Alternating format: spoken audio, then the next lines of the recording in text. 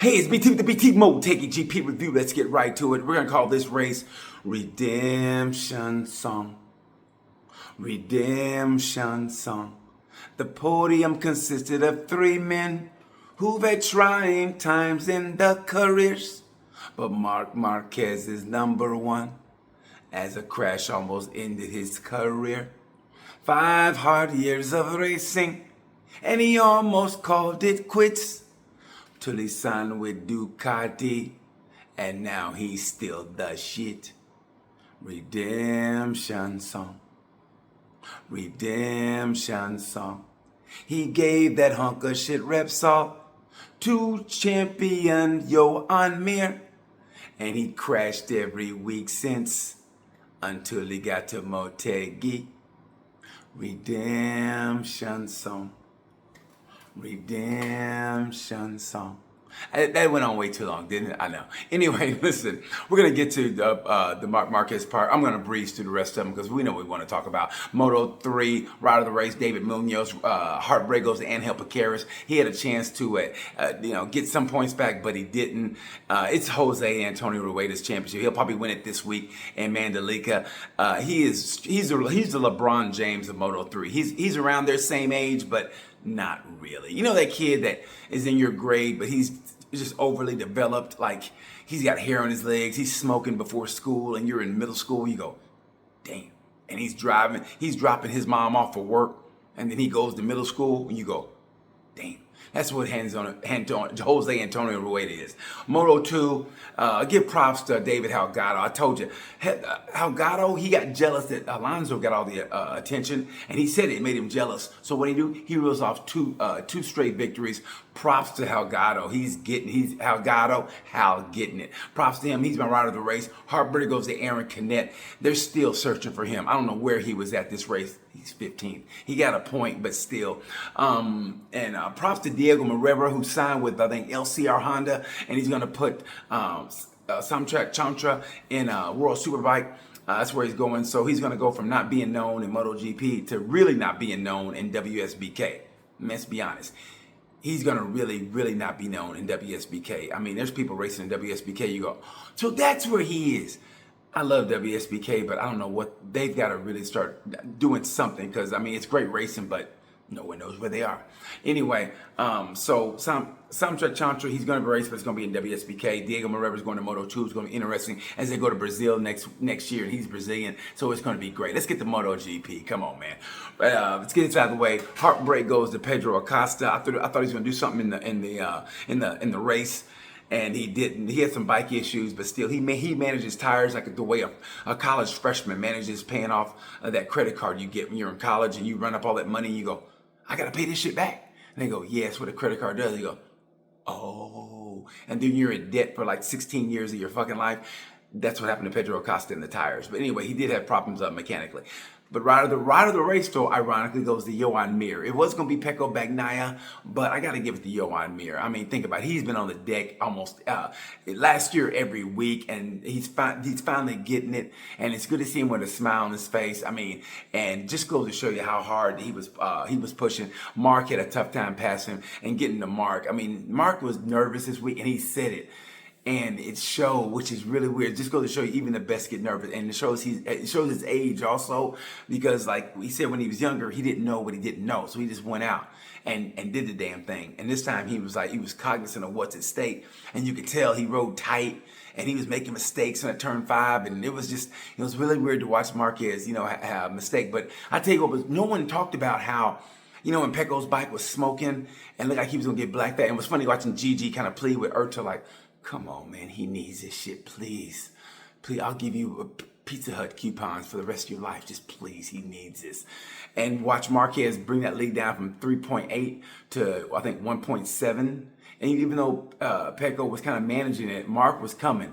But now that the championship is over and he can work on the 2026 bike, I think we're going to see better racing, hope between Pecco and Mark. Because, and by the way, if I was Ducati, I'd hire Casey Stoner just as his muse. Think about it. Since after he got with Casey Stoner, that's when he started winning. So if I was Ducati, I'd kind of have Casey Stoner just hanging around. You know those people that just hang around, like what they call it, a posse, your crew, right? Have Stoner hang around, because think about it. Stoner hung around Bagnaia, and look what he's done. I mean, he improved in Mazzano a little bit, but now they identified a problem, and look what he did. So have Stoner hang around. By the way, that's what Stoner talked about when Stoner was with Ducati. He would tell him what the problem was, and the engineers went, no. And Stoner was like, oh, you going to believe the data, or you going to believe me, the rider?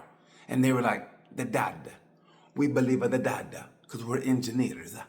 And that's what it was. They believe the data, and the rider should know. But anyway, so I think we're going to see better racing between Mark and Pecco. I think Mandalika is going to be some great racing. I hope Pecco's found what ailed him, and if they both go balls to the wall, we can see some good racing finally. Damn it, Jorge Martin, I don't know what he did this year. I don't know if he kicked a midget, or he broke a window, or broke a mirror, or he walked under ladders, he kicked a cat, walked across the black cat. I don't know what it is, but he's having a horrible year, and he broke everything. Like Cat Williams said, he broke everything. He had to go for it, but man, that was a scary crash, and even it shook Johan Zarco up too, because he almost ran him over. So anyway, I think next week Amanda Leak is going to be great, but let's just talk about Mark's greatness. Listen. And I'm going to pose this to you. Remember I said last time, do you know a better comeback in sports than Marc Marquez? In sports history. And I said it's Mark, but you know what? I'm going to put Niki Lauda in front of Mark. Niki Lauda, anybody who knows racing, just racing, and I don't mean any disrespect. This is all tongue-in-cheek, trying to be funny, but Niki Lauda, we know what that race did to him, and we know what that accident did to him. So I think I'm gonna have to put Niki Lauda in front of Mark, but it doesn't matter, man. What Mark did. Let me tell you something. Who cried? Because I'll say it right now. I was in my room on a cruise ship working, and I was boo-hooing. And I couldn't help it. I was watching him come around that last turn, and Matt Burt just calls he knows how to tap into that emotion. The way he calls a race is just beautiful. And I couldn't help it. It was coming up, like, you know how you feel like you're going to throw up after you're drinking? It was right here. I go, oh, here we go. And he go, and Marc Marquez from 5 years ago, almost retiring. And I was like, woo! And that's what happened. It just all came out. I started crying because Mark was crying. And nothing, if this didn't get you nothing, Will, they had that microphone in his helmet.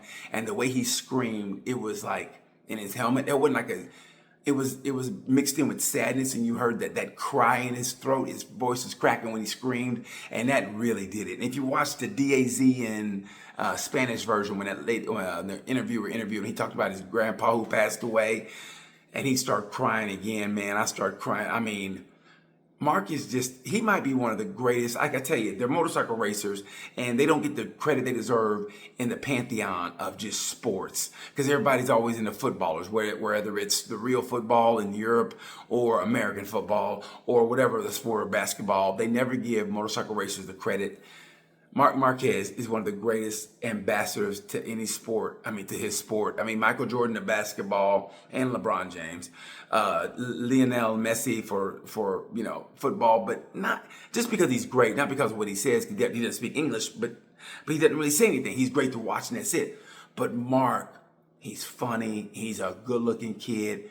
And he always says the right thing. Remember when he named his bike after the girl in Austria? I think it was Melinda, whatever her name was, Belinda. That's what a champion does. He's the best champion. I'm going to put him as top 5 of all time great champions. Of champions, period, of any sport. Marc Marquez he's underrated. So I'm going to ask you guys this. Who cried out there? Be honest. Who cried watching that? And do you think that Niki Lauda or any other somebody I'm missing has a better comeback in sports than Marc Marquez? I say Niki Lauda, then Marc Marquez, only because of Niki Lauda's injury. Oh, it was horrible. So tell me what you guys think on that. And listen, the thing about this is, and do you think it's bullshit also that Dorna, it's not even Liberty. Dorna now is just counting the GP victory. That's why they said there's more than a number, and they put 7 when it's really 9. We know it's 9. Everybody knows it's 9. It's like this. It's like, oh, they called him Muhammad. I'm going to call the boy Clay. His mama called him Clay. I'm going to call him Clay. I'm going to call this a 9-time world champion. And it's he and Rossi. And let me tell you something.